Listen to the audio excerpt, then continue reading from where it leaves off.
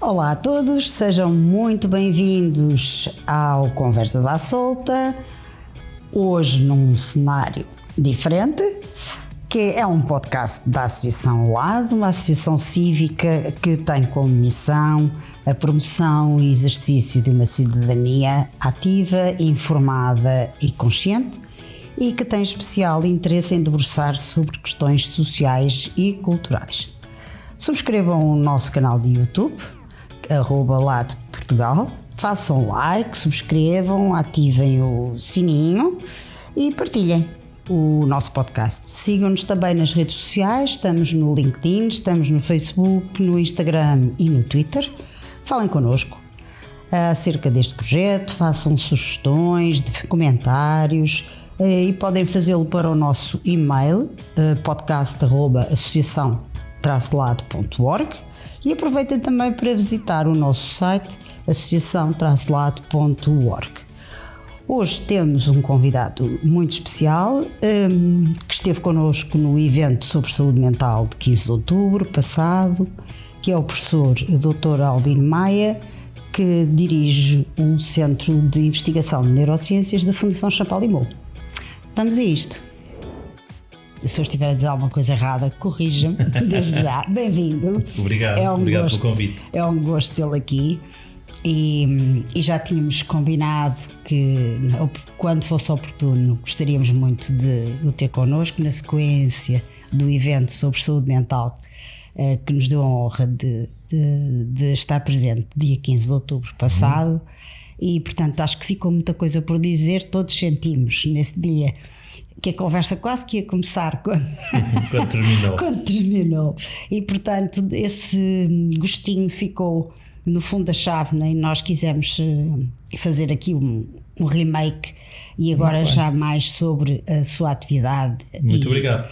E é um gosto tê-lo aqui. Mais uma vez, obrigada. Ora, segundo sei, é licenciado e doutorado em Medicina pela Faculdade de Medicina da Universidade do Porto. Isso mesmo. Desenvolveu trabalho doutoral em Neurociência na Universidade de Duke, nos Estados Unidos da América. E pós-doutoral nas mesmas áreas da Universidade, assim como no Programa de Neurociências da Fundação Champalimau em Lisboa. É ainda titular do grau de Mestre em Saúde Pública, atribuído pela Universidade de Harvard. Após regressar a Portugal, completou o internato em Psiquiatria no Centro Hospitalar de Lisboa Ocidental, onde exerce ainda a atividade como médico psiquiatra. Já não. Esta parte já não. Esta bio estava desatualizada. Já não. Isso quer dizer. Exerci até 2019.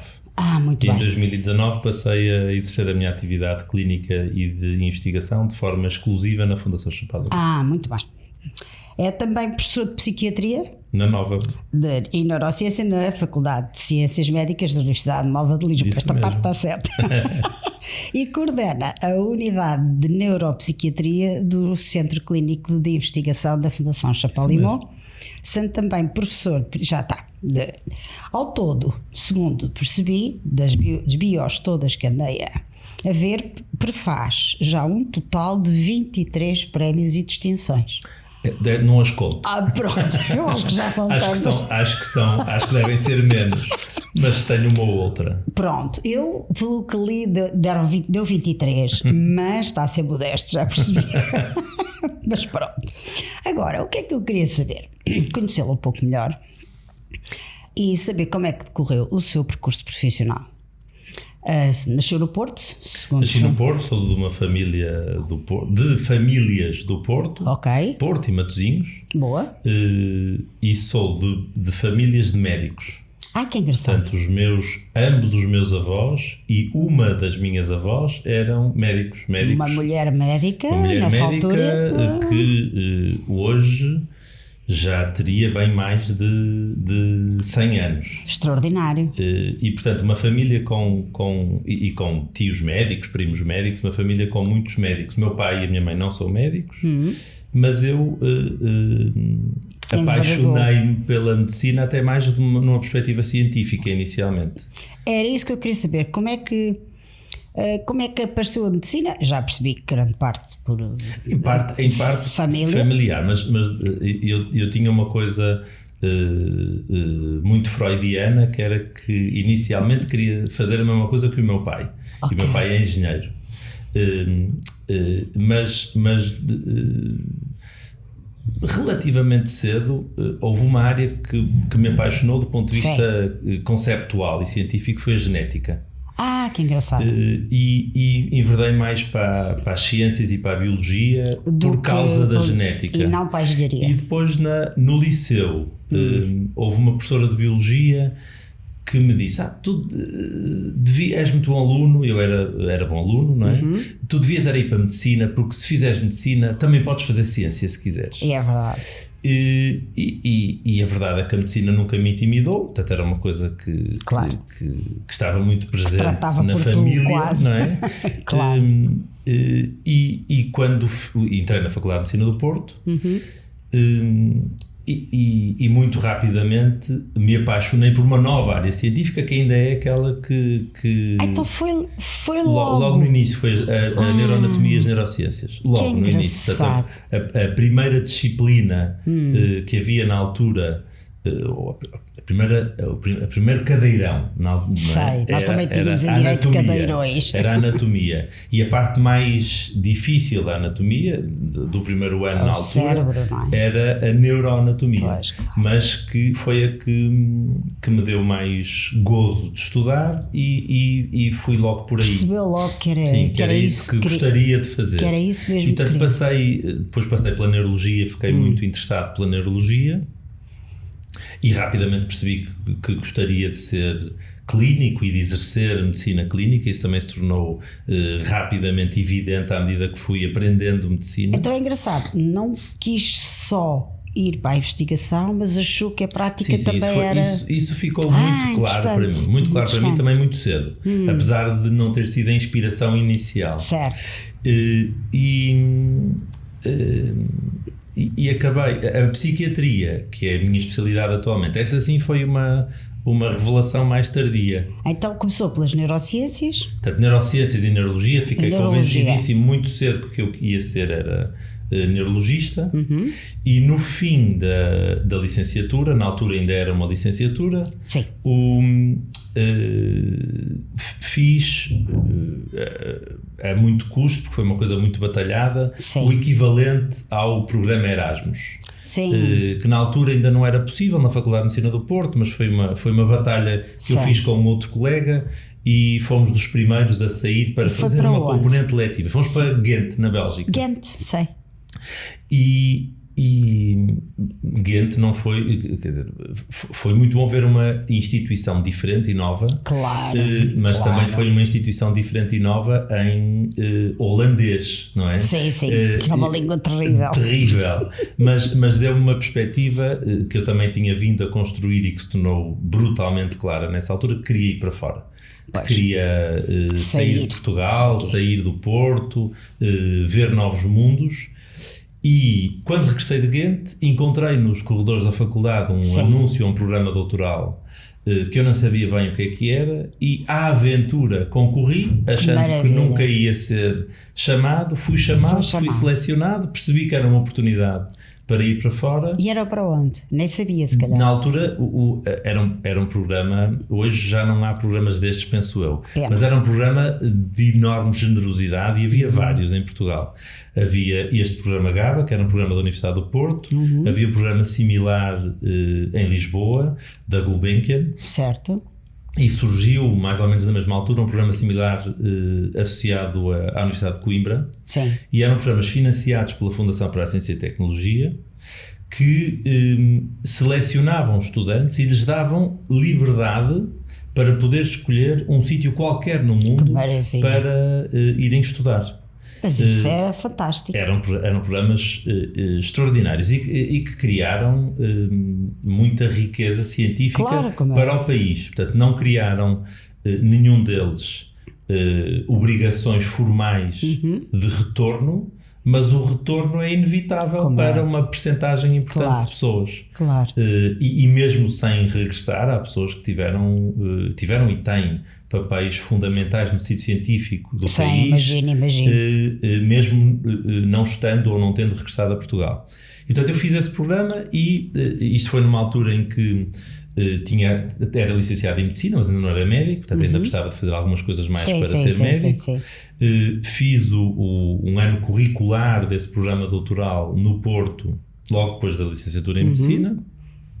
Depois parei o doutoramento, fiz o que se chamava na altura o internato geral, portanto, para me poder inscrever na Ordem dos Médicos. Isso é muito bem. Porque tinha um bocado de receio de sair do país e não estar com esse passo dado. Foi uma cautela. E conheci no programa doutoral um homem que foi de enorme influência no meu trajeto, que é o Rui Costa, que é um neurocientista que estava a acabar o programa GABA quando eu estava a começar. Que engraçado. E que estava a desenvolver um projeto pós-doutoral muito interessante na Universidade de Duke, que eu conheci através dele e disse: é isto que eu quero fazer, é isto que eu vou querer fazer. Portanto, fui atrás dele. Quando eu cheguei à Duke, ele já estava a sair da Universidade de Duke para o próximo passo que ele deu na carreira, e eu fiquei lá, fiz o doutoramento lá em neurofisiologia, em modelos animais.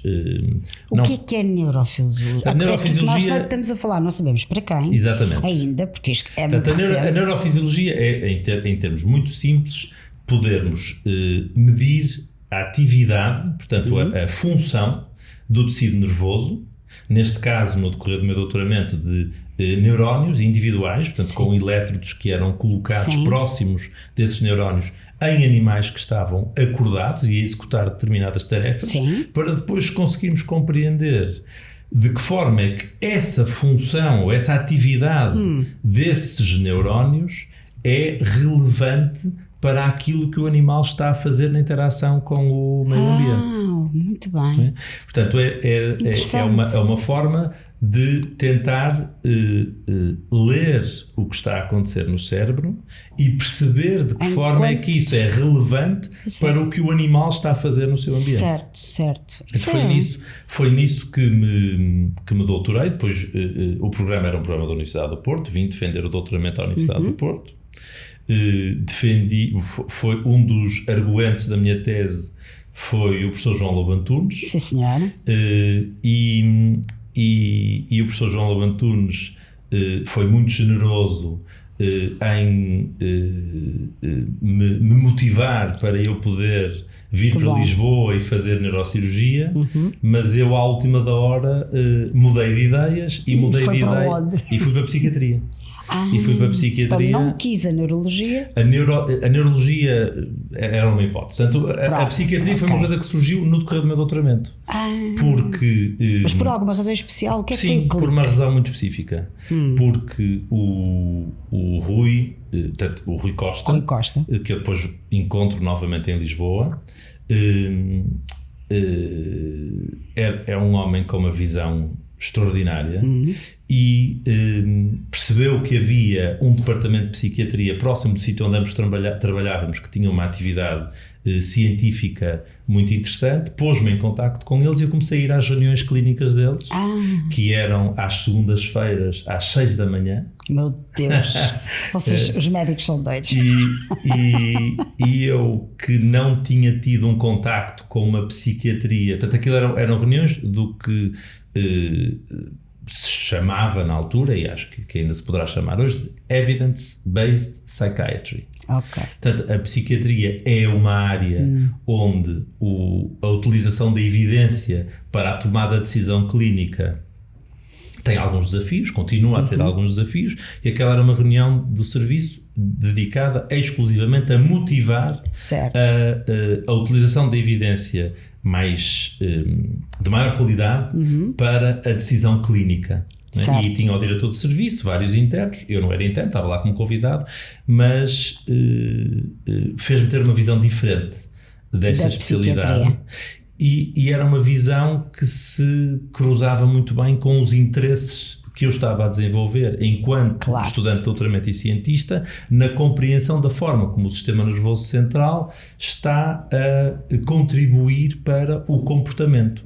Digo o comportamento porque na altura trabalhava apenas com animais, mas começámos a pensar também em seres mais sofisticados como os humanos, que é aquilo a que eu me dedico mais hoje, também o pensamento, a cognição, as emoções, que existem também nos animais, mas aos quais nós não temos acesso com tanta facilidade. Exato, nós não sabemos muito bem o que é que eles estão a pensar. Nem... Porque eles não nos conseguem dizer. Exato, alguns conseguem, até o olhar diz, mas há outros que nós não sabemos, não é?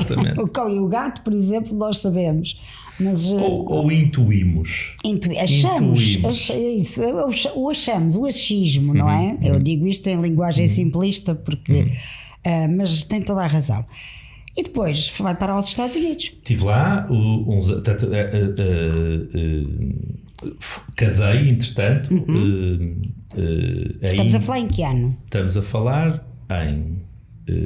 Só para nos situarmos temporalmente. Eu terminei a licenciatura em 2002. Ok. Terminei o internato geral em 2005, entretanto já tinha casado. E fui com a minha mulher para os Estados Unidos em 2005. No último trimestre de 2005. Ok. E esteve lá? Vivemos lá quase 5 anos.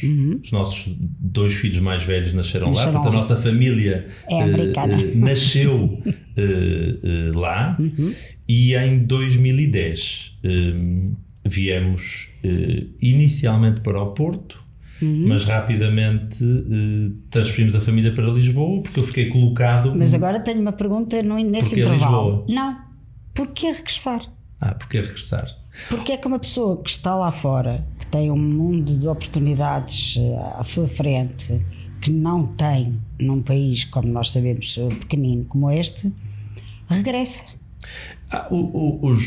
Se eu lhe disser, foi mais por causa da família? Não, se eu lhe disser um só motivo, obviamente... Não foi com certeza só... É mentira, não é? Há os motivos comuns. Sim. A mim e a todas as pessoas que querem regressar. A família, saudades. A cultura, na área da medicina, apesar de tudo também o facto de termos um serviço de saúde que é um serviço de saúde que é prestador, que é inclusivo, mas no meu caso particular, o estímulo mais claro e imediato para eu querer voltar a Portugal foi a Fundação Champalimau. Era aí que eu queria chegar. Então já houve, tinha havido um convite, como é que foi? O mesmo Rui Costa, que entretanto vamos já sempre tinha... dar ao Rui Costa. Foi um homem que marca a sua vida, sim, claramente. com uma grande importância na minha vida. Portanto, o Rui, entretanto, com quem eu tinha cruzado durante relativamente pouco tempo na Duke e no programa GABA, estava em Lisboa, tinha iniciado um laboratório pertencente à Fundação Champalimau, que na altura tinha os seus laboratórios a funcionar no Instituto Gulbenkian de Ciência. Sim. E diz-me, bem, olha, se vieres para Lisboa fazer o teu internato, que era o meu objetivo imediato, era fazer o internato. Eu tenho espaço para ti, para continuarmos a trabalhar juntos e ver o que é que podemos fazer em conjunto. A fundação ainda se estava a construir. Não é? Mas já era evidente que ia ter uma área de investigação em neurociências e que ia ter uma área de intervenção clínica. Não é? E, portanto, ter uma estrutura era fantástico, onde as duas coisas que me apaixonam, a medicina por um lado e a ciência e a neurociência por outro, a funcionar no mesmo sítio, debaixo da mesma estrutura, era uma oportunidade que eu não podia deixar passar. Era o 2 em 1 perfeito. Isso em conjunto com a família, a cultura, a comida, o clima e por aí fora. Foi imperdível. É porque eu ainda não tinha percebido porque é que uma pessoa que está lá fora, como o professor, voltar para Portugal tão novo, mas como assim? Agora já percebi, faz todo sentido. E agora, gostava que me explicasse, como se eu fosse muito burra, nesta sua área sou absolutamente, o que é que faz exatamente na Fundação Champalimau? Não só, se me quiser dizer o que é que faz a Fundação Chapalimau, num todo também seria interessante para os nossos ouvintes. Mas o seu serviço... Possivelmente será útil poder falar do que faz a Fundação, porque aquilo que eu faço distribui-se nas duas grandes áreas de intervenção da Fundação. Portanto, a Fundação tem um centro clínico, que é um centro clínico que atua predominantemente na área do cancro. Certo. E tem um centro de investigação. Certo. E esse centro de investigação teve início com uma série de grupos e um programa que está organizado no tema das neurociências. Certo. E depois tem vindo a crescer com outros braços do programa de investigação da Fundação Chapalimau. Eu dirijo uma unidade que é, acho que não estou a dizer nenhuma asneira, a única que existe nestas duas realidades. Paralelamente. Portanto, a unidade de neuropsiquiatria, que é uma unidade, é uma unidade do centro clínico, portanto, presta serviços clínicos aos doentes do Centro Clínico Chapalimau, e temos, portanto, dentro da unidade de neuropsiquiatria, para além de mim, que sou psiquiatra, temos outros psiquiatras, temos psicólogos, temos neurologistas, temos enfermeiras, portanto, temos uma equipa clínica que está dedicada à saúde mental, comportamental e cerebral. Tem consultas de psiquiatria, consultas de neurologia, consultas de psicologia, avaliações psicológicas e neuropsicológicas. Fazemos tratamentos de estimulação cerebral. Portanto, temos toda uma atividade clínica organizada. Certo. E esta mesma unidade tem depois um conjunto de outras pessoas, alguns dos quais pessoas com formação clínica, mas nem todos, que desenvolvem investigação em áreas que são mais ou menos relacionadas com a intervenção clínica que o grupo faz. Então, e há uma enorme conversa. É concomitante. Sim, há uma enorme conversa. Exato. Portanto, eu antes de vir para aqui, estive a ter uma reunião sobre um projeto científico em que esteve um outro psiquiatra da unidade clínica, que está a desenvolver este trabalho comigo, e com 2 médicos internos de psiquiatria, que são hospitais públicos lisboetas, mas que decidiram ambos fazer o doutoramento, que estão a fazer o doutoramento connosco e que pertencem ao nosso grupo de investigação, e portanto com quem vamos trabalhando para desenvolver os objetivos científicos a que nos propusemos. Certo. Isso é muito interessante, porque a Fundação parece que está aberta também ao resto da medicina nacional, e estão todos juntos. Como sempre, não fazia ideia nenhuma. Tudo se joga nas relações interpessoais. Com certeza. Quer dizer, tudo se joga aí. Claro. Portanto, neste caso específico, estou a falar desta reunião, que foi a última que tive antes de ir para aqui. Claro. Não, mas nós temos sempre a ideia de que vocês estão sempre fechados, isolados lá naqueles vossos gabinetes, a fazer as coisas mais estranhas, e que não se dão com o resto do mundo da medicina. Acho que primeiro, o isolamento não é verdadeiro, não é? Quer dizer, as pessoas podem estar mais ou menos isoladas, como em tudo e em todas as instituições, mas acho que globalmente isso não é verdade. E a outra coisa que não é verdade é fazermos coisas estranhas. Não fazemos coisas nada estranhas. Portanto, do ponto de vista... Para mim são estranhíssimas. Do ponto de vista clínico, assim como do ponto de vista de investigação, acho que muitas vezes fazemos coisas que são de vanguarda, não é?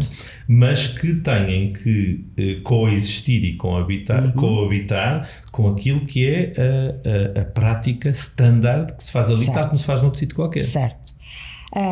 Antes de entrarmos na sua atual vertente dentro da Fundação Chapalimau, com os cogumelos mágicos, para toda a gente perceber de que é que estamos a falar, eu li que chegou a trabalhar numa área relacionada com a obesidade. Trabalhei e trabalho. Continua a trabalhar. Em que é que consiste, estuda quais são os efeitos cerebrais na obesidade ou estuda ao contrário? Porque isso é muito interessante. A origem desse trabalho é o meu trabalho de doutoramento. Portanto, o assunto principal que me ocupou quando me estava a doutorar era a compreensão da forma através da qual o conteúdo metabólico e energético de um açúcar pode ativar circuitos cerebrais relacionados com as sensações e comportamentos de recompensa de uma forma que seja independente do sabor dessa substância. Que interessante. Portanto, a ideia que motivou esse projeto, que depois acabou por ser o meu doutoramento, foi: será que quando eu bebo uma bebida açucarada, o efeito que isso tem na forma como eu me sinto, na forma como isso me faz sentir melhor, no estímulo que isso me dá a depois ir querer beber outra bebida igual mais para a frente. É o caso dos chocolates, por exemplo. Portanto, será que isso resulta apenas daquilo saber bem, ter um sabor agradável? Ou será que há alguma coisa mais que o meu organismo está a comunicar ao meu sistema nervoso central que tem a ver com o valor energético daquela comida? E demonstramos nessa altura, em modelos animais, que isso acontecia. Portanto, em animais em que nós geneticamente tornávamos impossível sentir o sabor doce, os açúcares continuavam, por um lado, a motivar o comportamento dos animais. Portanto, eles procuravam os açúcares mesmo sem sentir o seu sabor. E, por outro lado, nós conseguíamos encontrar no cérebro atividade, quando os animais estavam a consumir este açúcar sem sentir o sabor, atividade em circuitos de recompensa que são ativados por açúcar quando as pessoas sentem o sabor, que são ativados por drogas, que são ativados por coisas mais patológicas, não é? E portanto isso motivou toda uma área de investigação que eu tenho continuado e que a uma certa altura temos vindo a aplicar também na compreensão de alguns fenómenos associados à obesidade. Então, dê-me só algumas ideias de algumas das conclusões desse estudo. Portanto, o açúcar provoca... Portanto, o que eu lhe disse antes foi aquilo que fomos fazendo em modelos animais.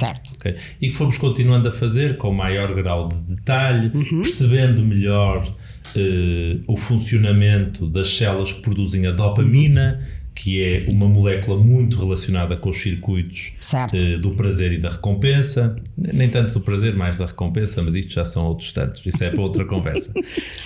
Podemos combinar. E em paralelo começamos a tentar estudar este assunto em pessoas. E temos vindo também a fazer este estudo com um grau cada vez maior de detalhe e minúcia nas medidas que estamos a fazer. Inicialmente fizemos vários estudos, alguns dos quais já estão publicados, a olhar para a forma como pessoas com e sem obesidade classificam a intensidade de uma substância doce. Okay. Que é diferente. Há diferenças. As diferenças não são de uma dimensão gigantesca, mas existem. Okay? E a outra coisa que fomos ver é como é que isso se modifica quando as pessoas fazem intervenções cirúrgicas para o tratamento da obesidade. Okay? E estamos vindo, quer dizer, os resultados mais interessantes, na minha opinião, não modifica, mas tem uma relação com a perda de peso. Portanto, a forma como o indivíduo classifica o sabor doce ainda antes da cirurgia tem alguma coisa, relaciona-se com as consequências da cirurgia no peso. Que engraçado. Isso foi um trabalho que publicamos Eu ia dizer o ano passado, mas não é o ano passado, já foi em 2021. Já estamos em 2023. E é um trabalho que os resultados mais interessantes, na verdade, essas terão mesmo que ficar para outra conversa, que é um trabalho que ainda está em revisão, mas foi a base daquele que é o financiamento para a investigação mais importante que eu tenho, que eu tive até agora, que é um financiamento atribuído pela Comissão Europeia, pelo European Research Council, ou ERC, que todos os anos atribui a diversos níveis de senioridade uma série de bolsas de valor muito significativo, que financiam projetos de risco, não é? Ideias arriscadas, não é? Em que aquilo pode correr muito bem ou pode não dar resultados nenhuns. Que sejam propostas por pessoas que já tenham tido algum impacto nos respectivos campos de investigação. E há algumas... Haver alguém que arrisca, sim. Há algumas, há bastantes bolsas ERC financiadas em Portugal, algumas delas na Fundação Champalimau. Haver médicos com atividade clínica corrente a fazer projetos deste tipo, não há muitos. E acho que isso eu sinto muito orgulhoso de ser um deles. Acho que em Portugal admito que serei o único, ou pelo menos há uns anos era. Mas acho que isso diz mais até sobre a instituição do que sobre a pessoa. Pois, eu percebo. Sobre as condições que permitem que isto aconteça. Exato. E acho que na ciência isso é fundamental. Sim, já lá chegaremos. As instituições conseguirem criar essas condições. As condições para. Mas em relação a essa conversa sobre a obesidade, vamos ficar já apresados para daqui a uns tempos.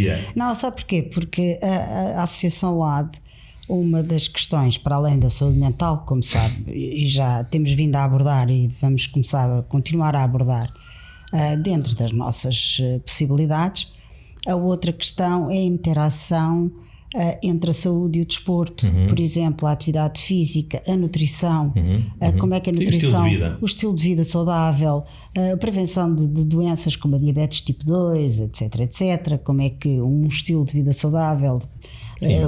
falando mais da saúde do que da doença. Exatamente. E, portanto, para prevenir a doença, o que é que se pode fazer desde pequenino, na escola, etc. Portanto, vamos já ficamos apalavrados para essa conversa que me parece também de todo o interesse para nós. Mas nesta vamos nos centrar na sequência do evento de 15 de outubro e, portanto, voltando ao seu trabalho dentro da Fundação Champalimau, e agora sim vamos falar dos célebres cogumelos mágicos, isto entre aspas, não é? Porque entre aspas, vou já explicar porquê. Exatamente. E agora queria que explicasse o que é isso, que experiências são essas, que resultados tem tido, o que é que se pretende, que conclusões é que já tiraram, porque já li muita coisa, já ouvi várias entrevistas suas, mas gostava que explicassem a todos. O primeiro ponto é a palavra que utilizamos, ou o termo que utilizamos agora foi cogumelos mágicos. Exato. Se calhar explicando um bocadinho mais. Portanto, o cogumelo mágico é uma palavra, ou é um termo utilizado para uma espécie relativamente específica de cogumelo, em que o cogumelo produz uma substância que é a psilocibina. E essa psilocibina, quando ingerida, vai atuar sobre um sistema neurotransmissor, que é o sistema da serotonina, e vai ativar um receptor muito específico da serotonina, que é o receptor 5-HT2A, É um grande palavrão, mas aqui vai. Mas pelos vistos deve ser importante. Sim, pelos vistos é. E a psilocibina e outras substâncias similares à psilocibina que existem na natureza, algumas sintéticas, o LSD, o famoso LSD é dos outro anos 60. Exemplo. E não só, mas desde os anos 60, desde os anos 60. O LSD é outro exemplo de uma substância sintética com o mesmo tipo de propriedade farmacológica. Provocam uma experiência no indivíduo, certo. Uma experiência subjetiva. Não é? Mas que, porquê é que diz que é subjetiva? Subjetiva no sentido em que cada um tem a sua própria experiência, não é? É variável de conforme pessoa para pessoa, claro. E parece depender não só da pessoa, mas também das expectativas que tem em relação a será essa experiência. Como um sonho? Às vezes é descrita de uma forma um bocadinho onírica, não é?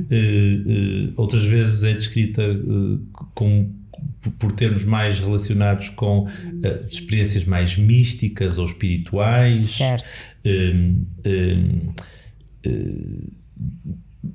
A visão médica clássica é denominá-las como experiências que são alucinogéneas, portanto ver coisas, é mais ver, mas eventualmente até ouvir coisas, ter experiências que não correspondem à realidade. E há uma característica que parece ser relativamente comum, e eu estou a dizer isto, gosto sempre de dizer isto porque acho que sempre que eu estou a dizer isto, de ler sobre o assunto. Eu nunca tive esta experiência. Nunca experimentou? Okay? Não, nunca experimentei. Porque não quis? Porque acho que isso é importante para me manter neutro do ponto de vista científico em relação a este assunto. Muito bem, já percebi, já faz sentido. Mas uma das características que é mais frequentemente descrita é de um esbater da noção de diferença entre eu e o mundo que me rodeia, que muitas vezes é descrita como uma dissolução do ego. Certo. Que é um palavrão ainda pior que os outros todos, mas nós na nossa interação com o ambiente, uns com os outros, temos uma noção absolutamente definida da nossa identidade. Exato. E da nossa separação, não só física, certo. Mas da nossa separação enquanto entidades. Certo. É? E nessas experiências... E isso dá-nos não só uma perspectiva do mundo enquanto algo diferente de nós, mas também uma perspectiva de nós próprios. Do que é que nós somos, da nossa identidade. Identidade física, psicológica. Certo. É? E na experiência psicadélica, e esse é o termo mais consensual, sim. Para a experiência subjetiva que nos tem trazido tantas palavras até agora, exato. Uma das coisas que parece ser mais comum e transversal é esta separação estar esbatida. Ok. É? E portanto a pessoa sentir-se em comunhão com, ou em continuidade, para utilizar uma palavra menos conotada, em continuidade com aquilo que está à sua volta e como sendo parte do que está à sua volta, em vez de ser algo diferente. E o que se admite é que essa experiência possa ser transformadora em relação à forma como o indivíduo se posiciona no mundo. É que eu tenho aqui uma pergunta de uma das perguntas que eu tinha para lhe fazer e que até já estava em último porque já não cabia na... Acho que agora faz sentido. Mas que agora até fui buscá-la porque faz todo sentido, em que é perguntado: a investigação com a psilocibina continua o seu caminho, mas sabemos hoje que tem mostrado bons resultados no tratamento da ansiedade, depressão, POC, doenças oncológicas, stress pós-traumático, etc. A pergunta é: de que forma a viagem, entre aspas, espiritual induzida pela psilocibina contribui para a criação de um novo eu e para a redescoberta de um propósito cheio de significado que de facto altera a percepção que temos da realidade? Por outras palavras, a viagem espiritual, chamemos-lhe assim, tem essa capacidade de nos fazer ver os eventos traumáticos com outras lentes e porventura assim superá-los? Portanto, eu em relação a essa pergunta diria duas coisas. Primeiro, a premissa está errada. Pronto. Nós não sabemos se é útil e eficaz. Ok. Ainda não sabemos. Ainda não. Começamos a ter alguma evidência de que de facto possa ser útil, principalmente no contexto da depressão. Certo. O resto é um campo... Vamos falar da psilocibina. A psilocibina. O resto é um campo muito aberto. Há uma outra substância que parece ser útil para a perturbação de stress pós-traumático, mas se calhar não vamos falar muito sobre isso, porque senão ficávamos aqui estamos muito aqui tempo. horas. Portanto, a premissa é, poderá ser útil, mas ainda temos muito trabalho para fazer. Ok. A segunda questão é como é que é útil? Exato. Quer dizer, qual é o mecanismo? E uma das interpretações é que o mecanismo é experiencial. É que eu experimento um novo estado, e que experimento através de um fármaco, mas muitas das pessoas que pensam sobre isto dizem, mas isto pode ser experimentado de outras formas. Certo. Eu posso experimentá-lo através da meditação. Certo. Não é? Por isso é que ela chama isto espiritual. Eu posso experimentá-lo através de uma experiência religiosa ou mística muito intensa que se proporciona de outra forma. Não é? E que a intensidade dessa experiência e o seu potencial de transformação da minha perspectiva sobre mim mesmo e sobre o meu lugar no mundo possa então ser o elemento que leva à melhoria daquilo que nós estávamos a tentar tratar. E às vezes podemos não estar a tentar, podemos estar a falar sobre isto, não numa perspectiva terapêutica e clínica, mas numa perspectiva de crescimento pessoal. Eu evito fazê-lo porque as pessoas, admito eu, quererão ouvir-me por aquilo que eu estudei e sei, e não pelas minhas opiniões individuais e pessoais, e portanto não entro muito por aí. Do ponto de vista clínico, isso é uma hipótese. A evidência que sustenta que esse é um mecanismo é limitada. Certo, já percebi. E, na verdade, saiu muito recentemente um estudo, não em que nós participamos, mas um estudo diferente que olhou especificamente para isso e não encontrou uma correlação entre a intensidade da experiência e o efeito clínico. E portanto, isto é... Há aqui duas hipóteses que estão a dançar uma com a outra, mas a dança às vezes é mais harmoniosa, outras vezes é menos, porque elas inevitavelmente são duas hipóteses que não podem estar as duas integralmente certas. Mas vocês vão continuar essa investigação? Esta é uma investigação muito difícil de se fazer por motivos diversos. Não é? É muito sensível do ponto de vista ético, é muito cara de se fazer, okay? E eu acho que é muito sensível também em relação às conclusões e às interpretações que se fazem, porque elas podem ter um impacto muito significativo em decisões que as pessoas vão tomando, que não são necessariamente as melhores decisões para si em cada momento. É chamado cautela. Eu não lhe consigo dizer se vamos, consigo lhe dizer que gostaria de o fazer. Mas isto para dizer também qual é a outra hipótese. A outra hipótese é que o que temos é um mecanismo muito mais farmacológico. Que o que é relevante não é a experiência, mas antes aquilo que aquela substância faz ao sistema nervoso de uma forma direta através da ação naquele receptor. Estas coisas não se separam. Não se separam integralmente, porque a experiência é também ela própria o resultado do efeito farmacológico da substância. Mas acho que é tão errado dizer à partida isto é experiência. Isso é uma hipótese que é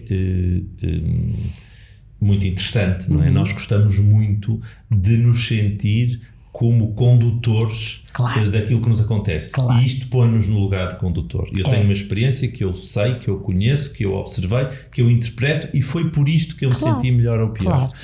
Mas o mundo não é sempre assim, não é? E aliás há muitas coisas que nos acontecem, e na medicina isso é muito claro, não é?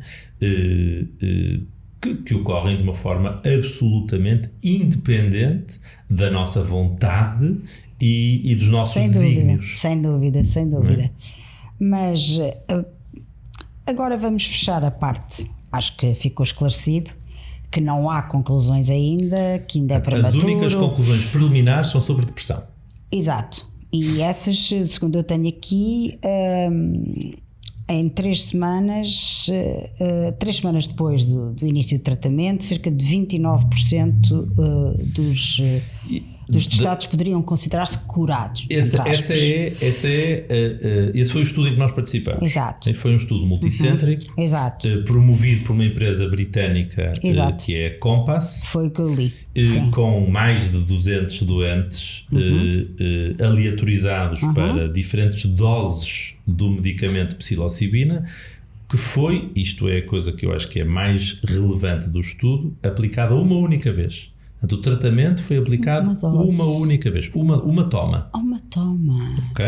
Isso não fazia ideia nenhuma. E isso é o que inicialmente foi motivador de grande entusiasmo. Foi a ideia, e essa palavra, aliás, é uma palavra que vem da origem do desenho do estudo. Aplica-se uma vez porque acredita-se que aquela aplicação única possa induzir a cura. Certo. Né? Dá-se uma vez e a pessoa fica boa. Certo.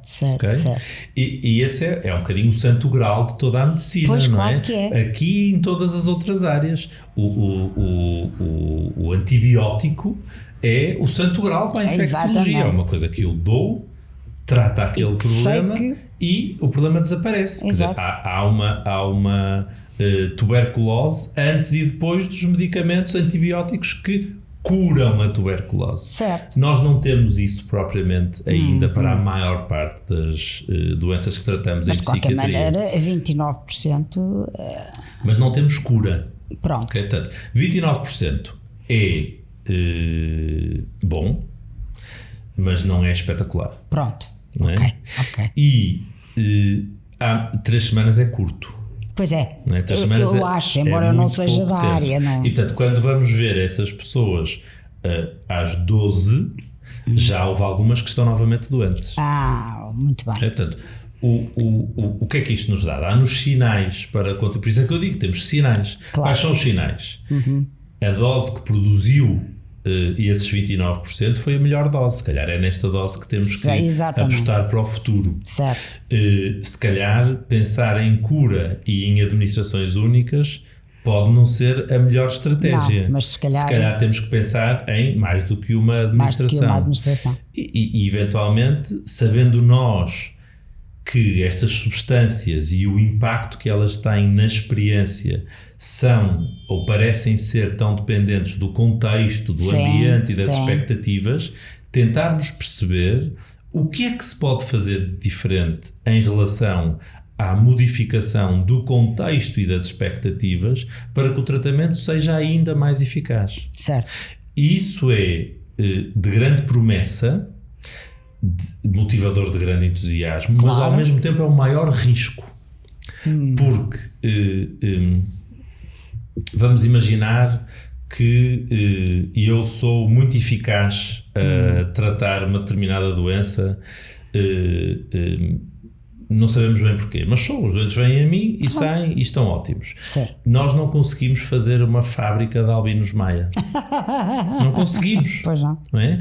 E aquilo que é fundamental na investigação que fazemos em medicina em geral e em psiquiatria, isso também é muito verdade, é nós conseguirmos encontrar os ingredientes ativos dos tratamentos que se conseguem reproduzir nos outros sítios. Claro. Porque se nós fazemos um tratamento que é um tratamento extraordinário, mas não conseguimos fazer sair de um determinado centro ou de um determinado grupo de pessoas, esse trabalho foi um trabalho muito pouco útil. Exatamente. Pode ter sido útil para um grupo pequeno de pessoas, mas quando estamos a falar de uma doença que toca uma em 10 ou uma em cada 5 pessoas ao longo da sua vida, o que nós precisamos é de encontrar aquilo que vai ser transformador e que possa ser aprendido num livro ou que possa ser produzido numa fábrica. Claro. É isso que nós precisamos de fazer. Certo. E é isso que estão à procura. Pronto. É isso que se está à procura. Já percebi. E porque agora já vamos falar de saúde mental no seu geral, no panorama geral, não posso bater nisto. E o que eu tenho aqui para lhe perguntar agora, já numa área mais generalista, nunca se falou tanto de saúde mental, tal como agora. E eu já tenho 62 anos e nunca ouvi falar tanto de saúde mental. E a todos os níveis, é interessante. E em todas as áreas, é realmente uma realidade. A pandemia, o Covid-19, a pandemia veio trazer à superfície um tema cujas respostas já não eram fantásticas e havia carências que já sabíamos que existiam, mas veio mostrar que efetivamente existe uma grande carência, não só de meios humanos, como de recursos a todos os níveis. E principalmente a falta de acesso a cuidados de saúde mental, que já era má antes da pandemia e que agora se revela dramático. Chega a níveis dramáticos pelo que eu tenho ouvido dizer. Na sua perspectiva, que ideias, que soluções teria para aumentar o acesso aos cuidados de saúde mental de qualidade? Porque não estamos a falar de gurus e de gente que diz eu sou coach, eu sou não sei o quê, eu faço isto, eu faço aquilo. Não é disso que estamos a falar, porque claro que agora há imensa gente a fazer isso, porque percebeu que há mercado e há muita gente a ser enganada e portanto não é disso que eu estou a falar. Estou a falar de cuidados de saúde mental de qualidade. Como é que se pode fazer? O que é que se pode fazer? Eu acho que a primeira coisa que temos que fazer é exatamente distinguir o que é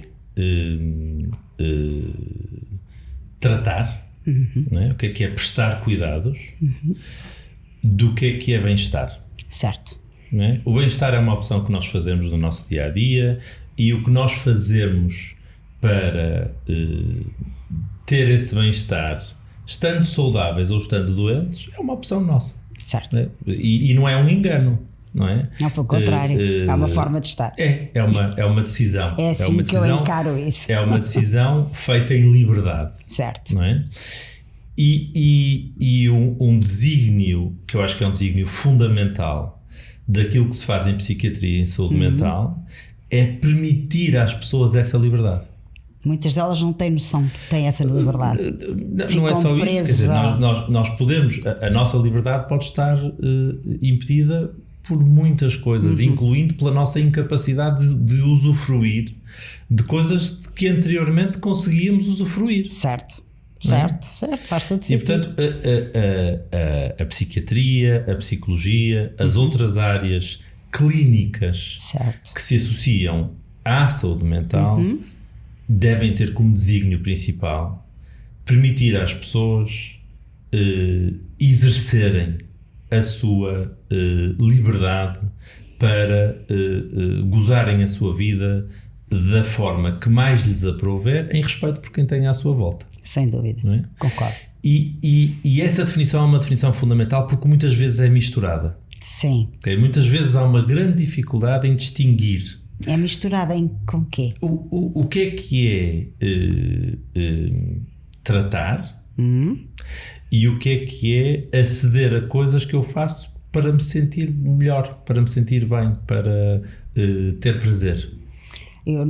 Deixa-me só dar-lhe um exemplo que não sei se tem a ver, mas para mim tem alguma coisa a ver. Houve uma pessoa que eu conheci que me disse: a partir do momento em que tu consegues todos os dias olhar à tua volta e ver coisas lindas, como olhar para os passarinhos, para o céu e para as árvores e ver a beleza delas, tu não vais ter grandes problemas em ser feliz, porque isso é o ato de felicidade. É uma expressão. É uma expressão de felicidade. A maioria das pessoas nem percebe que está uma árvore, que está um passarinho, que está um céu azul. Eu não diria a maioria, mas... Mas isto era o que essa pessoa me dizia. E eu lembro-me, ela disse-me isto há muitos anos. Eu na altura não percebi. Hoje percebo o que ela queria dizer.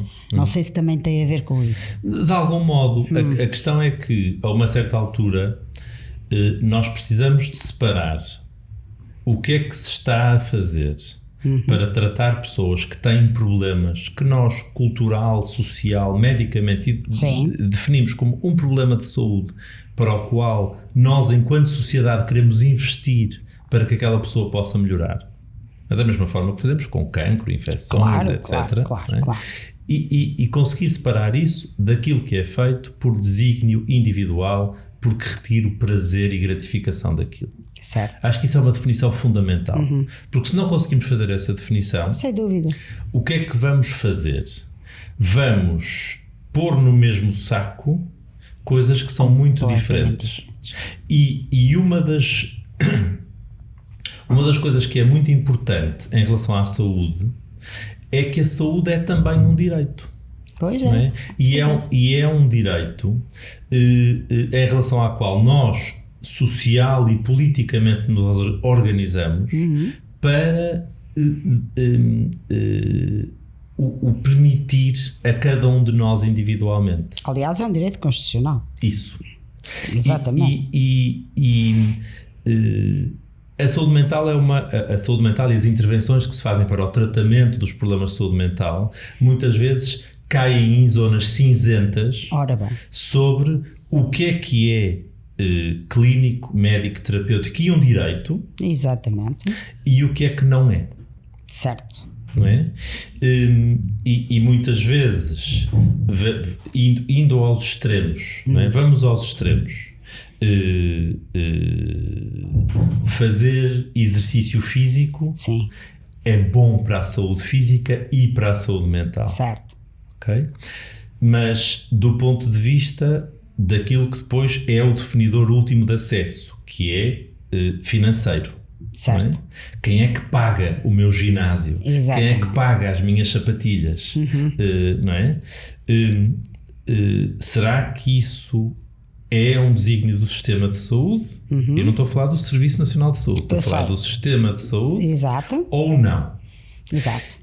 E será que se deve pôr no mesmo saco de alguém que precisa de fazer de um tratamento de estimulação cerebral para poder sair de um estado de total isolamento em relação ao mundo? Claro. E às vezes estas linhas cinzentas são tão compridas, eu percebo, não é? Que nós acabamos por receios, que eu acho que são receios fundados, em dizer, mas então afinal agora é tudo saúde? Vai tudo ter um IVA de saúde? Exato. Vai tudo ser pago pelos seguros ou oferecido pelo serviço? Chamado pôr tudo no mesmo saco. Isso. Portanto, eu acho que a primeira coisa que temos que fazer é um esforço de definir muito claramente o que é o quê. Certo. E nós temos muito pouca dificuldade em fazer isso em relação a outras áreas da saúde. Mas o que é engraçado é que como é que sequer o utente normal consegue chegar a ter uma consulta para que lhe seja diagnosticado e se perceba se há uma patologia ou não. Mas vamos já lá. Não é? Vamos já lá. É porque já nem isso conseguimos. A primeira coisa que eu acho que é preciso definir muito claramente é o que é saúde, e o que não é. O que é saúde e doença. E o que é bem-estar. E o que é bem-estar. Acho que isso é uma definição muito importante e acho que é cada vez mais importante termos reguladores reconhecidos que contribuam para essa definição. Certo, concordo consigo. Porque se nós tivermos essa definição feita de uma forma que seja equilibrada e de uma forma que seja justa, não é? É muito mais difícil nós podermos ter os desequilíbrios que temos do ponto de vista essencialmente de recursos da saúde mental em relação a outras áreas da saúde. Certo. Okay? Certo. Portanto, é para mim muito difícil de compreender que determinados tratamentos, estou a pensar num tratamento em particular, que existe na área da saúde mental e que é life-saving, sim, portanto, salva a vida de determinadas pessoas, certo, quando é feito, e não o fazer pode implicar que a pessoa morra. Claro, não é? Claro. Como é que isto possa ser algo que seja pouco acessível nos hospitais, mal comparticipado por seguros e por aí fora? E isto é impensável sim, se estivermos a falar em stentos coronários. Por exemplo. É impensável. Por exemplo. Mas então não vamos ficar só pela solução da regulação. Não, eu acho que a regulação é um passo importante. É um passo importantíssimo. Porque é um passo importante, claro, que vai obrigar a todo o sistema, público e privado, okay, de se adaptar àquilo que o regulador decide. Nós temos um regulador na única área forte e sólida no tratamento da saúde mental, que é no medicamento. Pois. Nós no medicamento temos esse regulador. Certo. Essa dúvida não existe em relação ao medicamento. Essa dúvida existe em tudo o que não é medicamento e em tudo o que não é consultas com a pessoa que prescreve o medicamento. Então porquê que acha que essa regulação não existe? Porque acho que é difícil. Seja difícil. Acho que é muito difícil. E não há vontade? Não lhe sei dizer. Não consigo dar-lhe essa resposta. Okay. Mas essa resposta começa a existir em muitos sítios pela Europa fora. Sim. Não é? Os Estados Unidos, nos Estados Unidos, o regulador do medicamento assume a responsabilidade por regular algumas outras intervenções não medicamentosas. E nos outros países da Europa, como é que está a funcionar? Em países da Europa foram criadas agências que são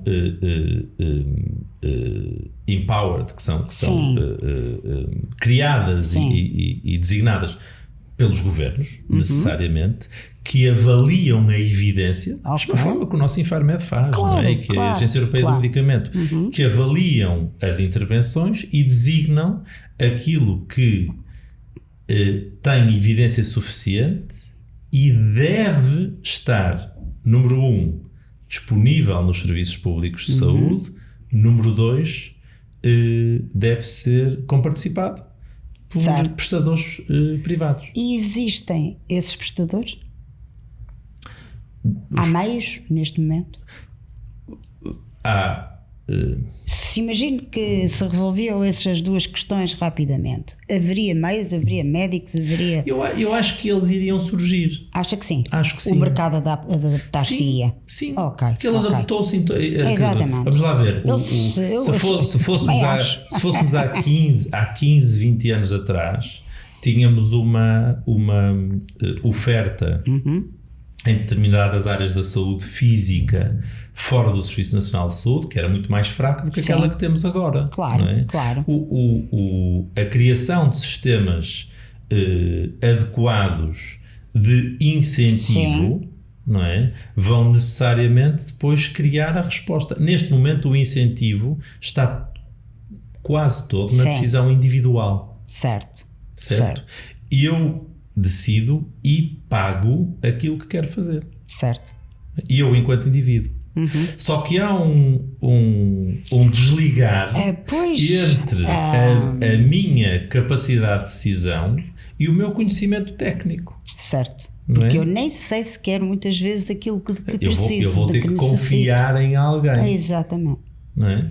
Mas é que nem o acesso às consultas. E depois vou ter que ter outra coisa. Vou ter que ter possibilidade de chegar a essa pessoa em quem vou confiar. Claro. E posso chegar de duas maneiras, não é? Ou posso chegar porque através do Serviço Nacional de Saúde público chego lá, e esse é um dos trabalhos que está a ser feito e, na minha opinião, bem feito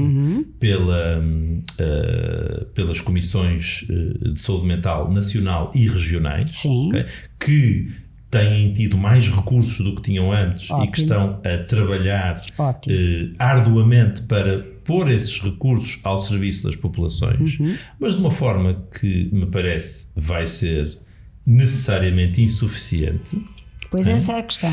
E por outro lado, de uma forma que eu acho que não está a ser feita de uma forma paritária com as opções que existem noutras áreas da saúde. Certo. Portanto, nós vivemos num país onde as pessoas podem, em muitas áreas, escolher. E porquê que não há essa escolha? Cada vez há menor escolha, de liberdade de escolha entre o público, o privado, o social. Porque a escolha na saúde mental quase sempre exige não só eu poder escolher, mas eu poder pagar. Claro.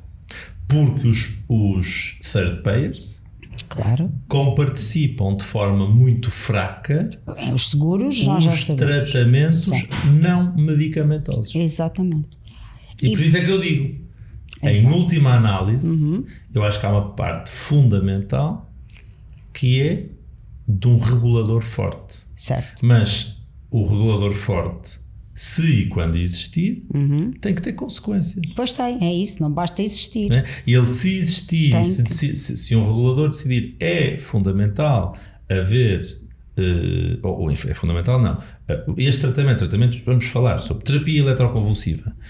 Este tratamento tem uma eficácia importante, é necessário que ele exista nos hospitais do serviço público, é necessário que os third payers comparticipem de forma eficaz e razoável esse tratamento quando ele é feito no prestador privado. Portanto, para si a solução será esse regulador, no fundo, vir dizer como é que o mercado se deve adaptar, umas regras mínimas no fundo, não é?